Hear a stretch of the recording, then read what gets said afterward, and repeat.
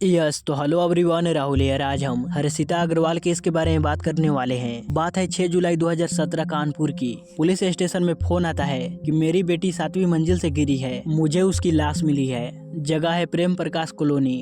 Phone था कागज व्यापारी पदम अग्रवाल का। ये मामला हाई प्रोफाइल था। खबर मिलते हैं पुलिस स्टेशन में अफरा तफरी का माहौल हो जाता है। पुलिस ऑफिसर की गाड़ियां लगातार वहां पहुंचने लगी। आईजी मोहित अग्रवाल, एसपी आनंद तिवारी और कई उच्च अधिकारी वहां पहुंचे। सभी पुलिस अधिकारी काफी ज्यादा चिंतित थे। फोरेंसिक टीम के साथ स्वरूप नगर तथा करनैल गंज से पुलिस अधिकारी भी घटना स्थल पे पहुंच चुके थे और इन सब के बीच जमीन पे 27 साल की एक लड़की की लाश पड़ी थी। लाश काफी ज्यादा बुरी हालत में थी। उसका चेहरा पूरी तरह खराब हो गया था। सर की हड्डी टूट चुकी थी और शरीर की भी हड्डियां काफी बुरी तरह टूट चुकी थी। हम बात कर रहे हैं ऐसी दर्दनाक मौत की जिसने नटखट खूबसूरत लड़की को एक लाश में बदल दिया। उससे ये मौत उसके जन्मदिन पे सरप्राइज गिफ्ट मिली थी। क्या ये एक हादसा था या प्री प्लान मर्डर? गाइज, ये कहानी है हर्षिता अग्रवाल की और इस कहानी के 4 लीड कैरेक्टर हैं। खुद हर्षिता अग्रवाल, उसका पति उत्कर्ष अग्रवाल, उसका ससुर सुशील अग्रवाल और सास रनु अग्रवाल। 6 जुलाई 2019 को 11:21 पे सुबह कागज व्यापारी पदम अग्रवाल को एक कॉल आती है। ये कॉल उनकी बेटी हर्षिता अग्रवाल की थी। हर्षिता काफी ज्यादा परेशान टेंशन में थी। वो कॉल पे कही कि पापा आप मुझे घर बुला लो, मेरी सास यहाँ झाड़ू से मार रही है, ससुराल वाले मुझे जान से मारने की कोशिश कर रहे हैं। पदम अग्रवाल तुरंत हर्षिता के ससुर से बात करने की कोशिश की मगर उनसे उनकी बात नहीं हो पाई थी। पिता पदम अग्रवाल हर्षिता के घर जाने के बारे में अभी सोच ही रहे थे कि दोपहर के 12:42 पे फिर से कॉल आया। लेकिन इस बार ये कॉल उनकी बेटी का नहीं बल्कि उसके ससुर सुशील अग्रवाल का था, जिन्होंने उन्हें एल्डोराडोर अपार्टमेंट पहुंचने के लिए कहा। पदम अग्रवाल पत्नी संतोष और बेटी दीपिका के साथ वहां पहुंचे, लेकिन आगे बढ़ते ही उनके पैरों तले जमीन हिल गया क्योंकि सामने पड़ी थी उनकी प्यारी बेटी हर्षिता की लाश। हर्षिता के ससुराल वाले सब इस वाकया को आत्महत्या का मामला बताया। पुलिस बहुत ही कड़ी तरीके से जांच पड़ताल करनी शुरू कर दी। पूरी तरह जांच पड़ताल के बाद पुलिस वाले एक ऐसे सच को बाहर लाए जिसे सुनने के बाद आप पूरी तरह हिल जाएंगे। दोस्तों, आपराधी कैसा भी हो, वो कानून की नजरों से नहीं बच सकता। पदम अग्रवाल अपने पूरे परिवार के साथ सरोजनी नगर क्षेत्र के उत्तर बिहार में रहते थे। उनके परिवार में उनकी पत्नी संतोष के अलावा 2 खूबसूरत पढ़ी लिखी बेटियां भी थी।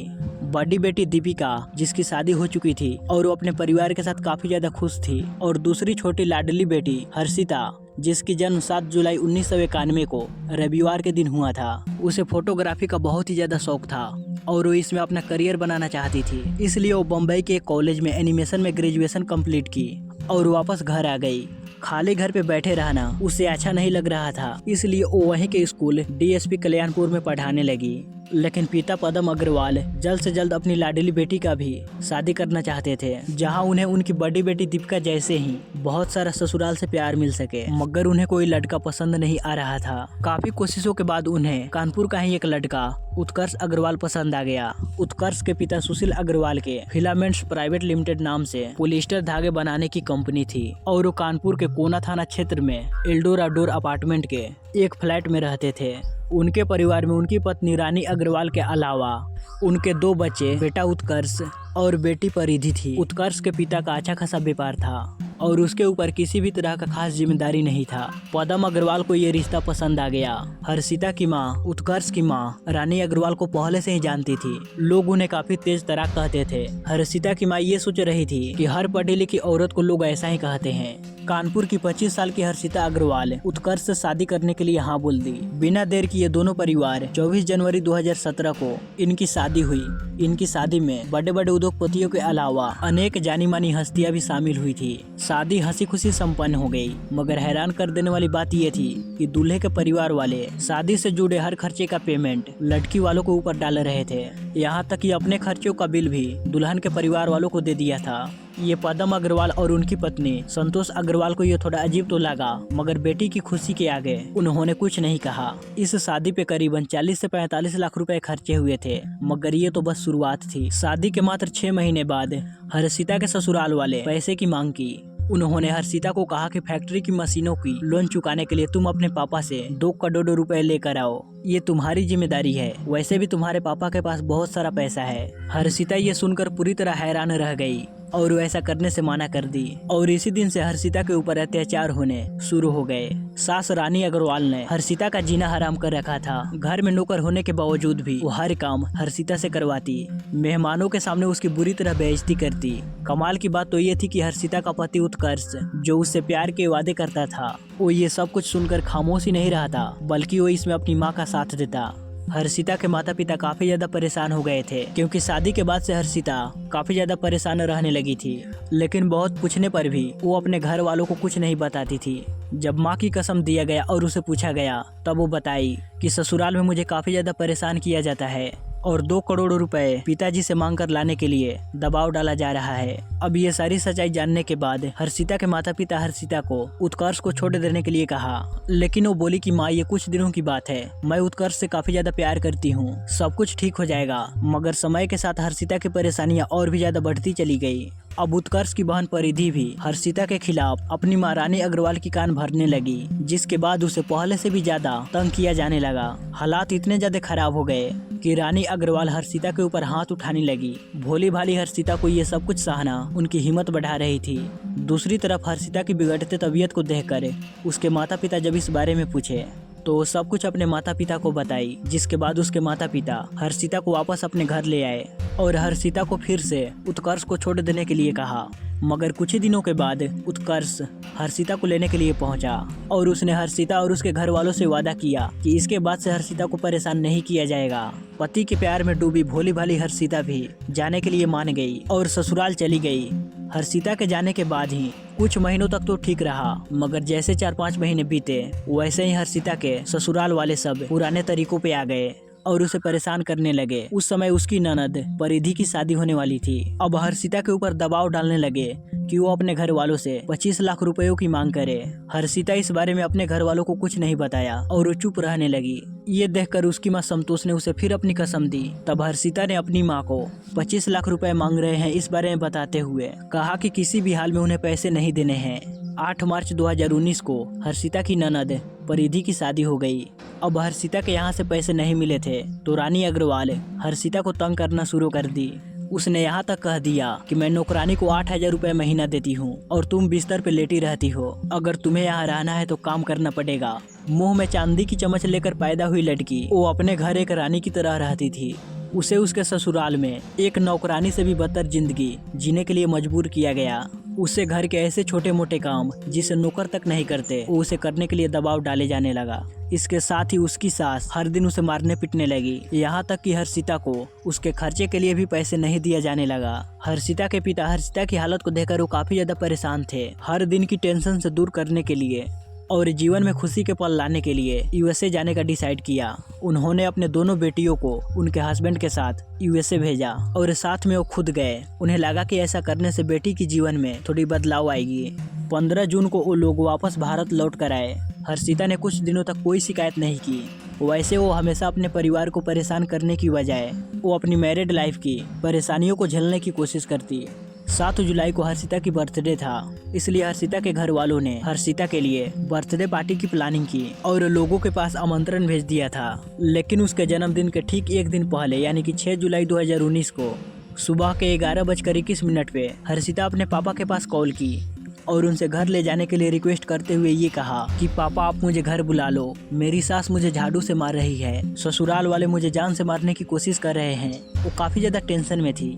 उसके पिता को चिंता हुई और तुरंत उसके ससुर से बात करने की कोशिश की, मगर उनसे उनकी बात नहीं हो पाई। पिता पदम अग्रवाल अपनी बेटी के यहाँ जाने के बारे में भी सोच ही रहे थे कि दोपहर के समय 12:42 के पास उनके पास फिर से कॉल आया।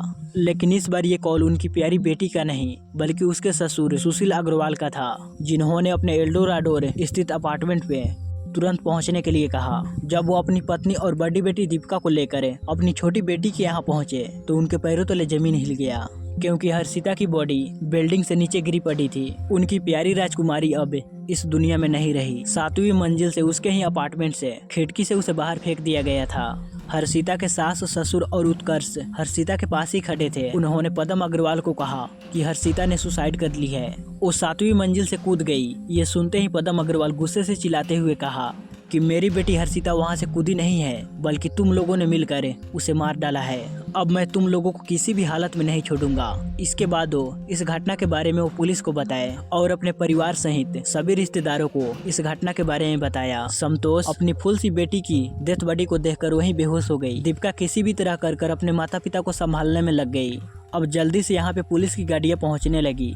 एसपी मोहित अग्रवाल, आईजी आनंद देव तिवारी, इसी के साथ यहाँ पे कई उच्च अधिकारी पहुंच चुके थे। सभी पुलिस अधिकारी काफी ज्यादा चिंतित नजर आ रहे थे। फोरेंसिक टीम के साथ स्वरूप नगर और कर्नलगंज की कई पुलिस अधिकारी घटनास्थल पे पहुंचे। पुलिस अधिकारियों ने फ्लैट के किचन की उस खिड़की की काफी अच्छे से जांच की जहां से हर्षिता गिरी थी या फिर उसे वहां से फेंका गया था।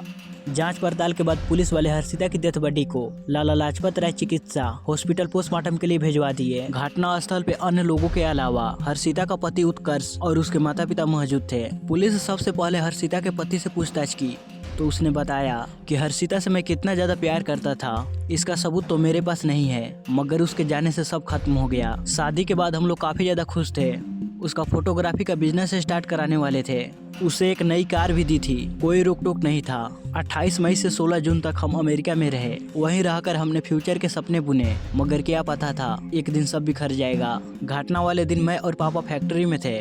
मम्मी का जब कॉल आया तो हम लोग वापस घर आए। हर्षिता आत्महत्या नहीं कर सकती, मगर वो खिड़की से कैसे नीचे गिर गई कुछ भी नहीं मालूम। हर्षिता के ससुर सुशील अग्रवाल ने पुलिस को बताया कि जब हम घर से निकले तो सब कुछ ठीक ठाक था।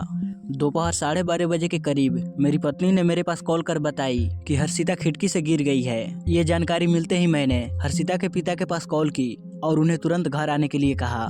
मैं अपने साथ उत्कर्ष को लेकर जल्दी घर पहुंचा तो देखा नीचे जमीन पे मेरी बहू हर्षिता की डेथ बॉडी पड़ी हुई है। हर्षिता की सास रानी अग्रवाल ने बताया कि उत्कर्ष सुबह के 9 बजे के आसपास वो अपने पिता के साथ फैक्ट्री चला गया। कुछ समय बाद नौकरानी शकुंतला आ गई। उस समय हर्षिता घर की साफ सफाई कर रही थी। उन्हें कुरियर करना था। जैसे वो कुरियर को लेकर फ्लैट के दरवाजे के पास पहुंची तो नौकरानी की चीखने की आवाज सुनाई पड़ी। आवाज को सुनकर जब वो वहाँ गई और देखी कि नौकरानी हर्षिता को ऊपर खींचने की कोशिश कर रही है, वहाँ उन्हें बचा नहीं पाई। जब वो नीचे जाकर देखी तो बहू की लाश पड़ी हुई थी। शायद खिड़की के पास सफाई करते वक्त उसका पैर फिसल गया। इसके बाद उन्होंने इस घटना की जानकारी अपने पति को दी। अब परिवार के बयान लेने के बाद पुलिस ये देखा कि इस घटना के वक्त अग्रवाल परिवार की नौकरानी शकुंतला वहीं मौजूद थी। इसलिए पुलिस ने शकुंतला का भी बयान लिया और उसके चौंका देने वाले बयान ने रानी अग्रवाल का पर्दाफाश किया। उसने बताया कि जब मैं सुबह 9:30 बजे वहां पहुंची, यानी कि शकुंतला, उस समय हर्षिता का पति उत्कर्ष और सुशील अग्रवाल फैक्ट्री जा चुके थे। केवल हर्षिता और रानी अग्रवाल फ्लैट में मौजूद थी। किसी बात को लेकर दोनों के बीच बहस हो रही थी। रानी अग्रवाल गुस्से में चिल्लाते हुए कहा कि नौकरानी को हम 8,000 रुपए देते हैं और तुम कमरे में पड़ी रहती हो, तुम घर का काम क्यों नहीं करती। अब गुस्से में हर्षिता अपनी सास को जवाब दे दिया। गंभीरता देखते हुए शकुंतला हर्षिता को समझा बुझाकर कमरे में ले गई। रानी अग्रवाल वहां पहुंच गई। हर्षिता को चप्पल और झाड़ू से मारने पीटने लगी। वो उसे घर से बाहर भी नहीं जाने दिया, जिसके बाद वो काम करने के लिए चली गई। वो काम कर रही थी। अचानक 12:30 बजे के करीब रानी अग्रवाल की आवाज आई। आवाज सुनकर जब वो देखने के लिए गई तो हर्षिता खिड़की से लटकी हुई थी। नौकरानी ने अपनी पूरी ताकत से उसे ऊपर खींचने की कोशिश की, मगर वो उसे ऊपर नहीं खींच पाई। इस दौरान रानी अग्रवाल दर्शक की तरह पीछे खड़ी रही। उन्होंने हर्षिता को बचाने के लिए कोई मदद नहीं की। अब शकुंतला के बयानों के बाद थाना प्रभारी महिला पुलिस वालों के साथ रानी अग्रवाल को कस्टडी में ले लिया। इसी दौरान पुलिस वालों के हाथ एक सीसीटीवी फुटेज भी लग गया, जिसमें हर्षिता की सास रानी अग्रवाल जब बहू की डेथ बॉडी के पास पहुंची तो वो सबसे पहले अपने पति के पास कॉल की और बोली शी इज फिनिश्ड। वो खुद ही खिड़की से नीचे कूद गई है। उन्होंने लाश के पास से कार की चाबी और मोबाइल फोन उठाई और वहां से चली गई। ये खबर कानपुर के मीडिया चैनल और अखबारों में बहुत ही तेजी से वायरल हुई। कई संगठन भी सामने आए और परिवार को इंसाफ दिलाने की मांग की। हर्षिता के परिवार ने उसके पति उत्कर्ष, ससुर सुशील अग्रवाल, सास रानी अग्रवाल, ननद परिधि, इन चारों के खिलाफ कोना पुलिस स्टेशन में FIR दर्ज करवाई। बाद में उसकी ननद परिधि और नंदोई का नाम FIR से हटा लिया गया। हर्षिता के पति, सास, ससुर को जेल भेज दिया गया। दहेज प्रथा के खिलाफ FIR दर्ज कर पुलिस इनके खिलाफ और भी सारे सबूत जुटा रही है ताकि इन्हें कड़ी से कड़ी सजा दी जा सके। कोई भी कोर्ट वकील इन्हें बचा ना सके। इस वक्त आरोपी जेल में है, इनके ऊपर मुकदमे चल रहे हैं। गाइज, आप लोगों को क्या लगता है, हर्षिता के ससुराल वालों को सजा मिलेगी या फिर वो लोग बच जाएंगे? आपको क्या लगता है? अपनी राय कमेंट करके जरूर बताइएगा। मिलते हैं अगली कहानी के साथ अगली वीडियो में।